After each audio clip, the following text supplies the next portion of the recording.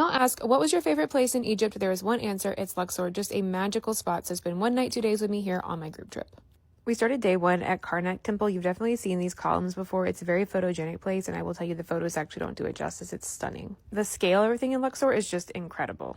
After Karnak Temple, it was so hot there that day, guys. Oh my god, Egypt is so hot, even in September. We headed into Luxor town, checked into our hotel, and then went to do some shopping. But look at the ruins just in the middle of the city. I love the old meets new vibe. It was very unique to Luxor. I also enjoyed the city center. There were some really great shops here. You can look at jewelry, you can hit the markets, you can buy souvenirs to take home. And then just walking around was really interesting to see all of the different types of people and horses, and it's just a pretty city. There are a lot of tourists here, so there are people that are looking to, get business from tourists as well, so it can be kind of loud and hectic, but I felt safe. For dinner, we went to this amazing rooftop restaurant. Look at that view of the sun setting over the Valley of the Kings, and we ate fatir, which is basically Egyptian pizza, and was very delicious. The views in Luxor from the restaurant, from our hotel, over the Nile, over the temple were just absolutely amazing. I was in awe the whole time I was here. There are also a ton of restaurants to choose from as well. At night, they light up the Valley of the Kings where all the tombs are, so you could actually see that from our room.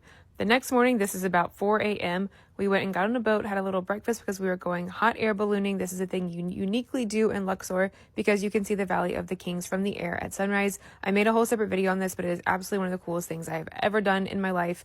The hot air balloon was so unique and it was really beautiful up there. You get these 360 views of the sun coming up over the Nile River and then the Valley of the Kings and the temples too. It is absolutely worth waking up at 3:30 in the morning. Such a unique experience. The Valley of the Kings is a true bucket list item, and it was my favorite ancient Egypt stop we visited, hands down. These tombs, the way they have been preserved for thousands of years, is incredible, and there are over 60 tombs in this one valley, so you can just hop from pharaoh tomb to pharaoh tomb. I mean, look at the paint colors here. That's just incredible to me.